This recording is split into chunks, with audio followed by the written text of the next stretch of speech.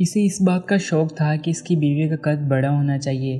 घर वाले भी जब इसके लिए कोई लड़की तलाश करते तो सबसे पहले यही बात पूछता था कि लड़की का कद कितना है, और अगर वो इस मतलूबा कद से कम होता तो फ़ौरन शादी से इनकार कर देता।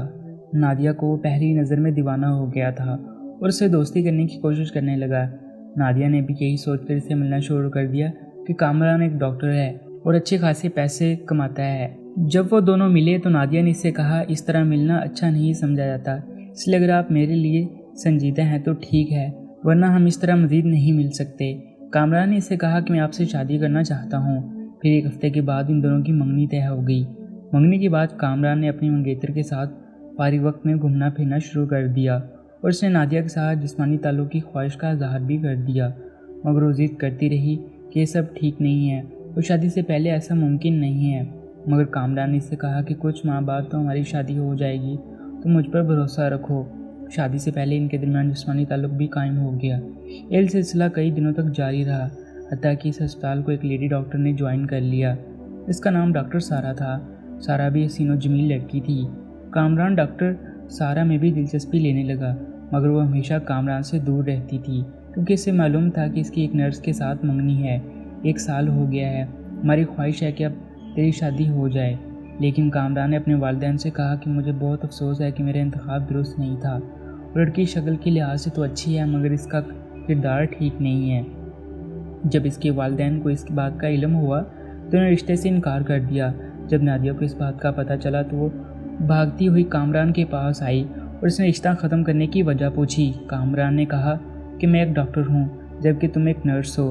मुझे अपने लेवल की लड़की से शादी करनी है जो कि अब मुझे मिल चुकी है। नादिया ने रो कर कहा, तुमने इतनी देर मुझे अंधेरे में रखा और मेरा इतना इस्तेमाल किया, इसका हिसाब कौन देगा?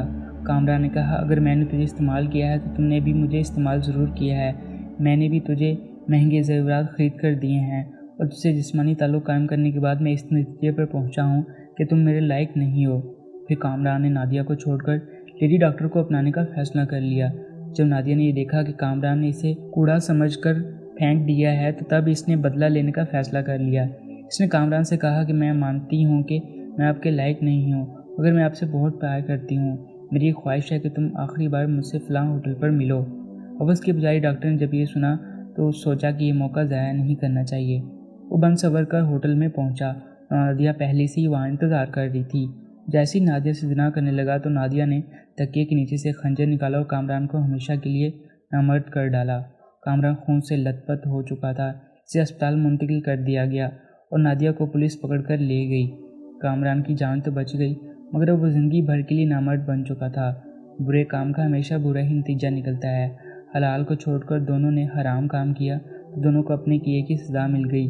नादिया अब जेल की सलाखों के पीछे दिन रात गुजार रही है और कामरान सारी ज़िंदगी शादी नहीं कर सका। बादशाह कहानी टीवी की तरफ से आपका बेहद शुक्रिया।